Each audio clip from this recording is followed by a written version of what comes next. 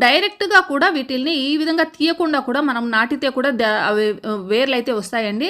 కాకపోతే ఈ విధంగా చేయటం ద్వారా ఇంకా ఫాస్ట్‌గా వీటికి గ్రోత్ అనేది వేర్లనేది వస్తాయి. సో, ఈ పైన తోలనేది తీసేయండి. ఎక్కువ డీప్‌గా తీయకండి. పైన నేను చూపించిన విధంగా ఆ రకంగా చేసేయండి. సో, ఈ విధంగా మొత్తం అన్ని కొమ్మలండి, ఏ కొమ్మలైతే మనం నాటుకుంటామో అన్ని కొమ్మలకి ఈ మనకు కనుపుకు కొద్దిగా కింద వైపు, కనుపుకు పై వైపు ఈ విధంగా చేసుకోండి.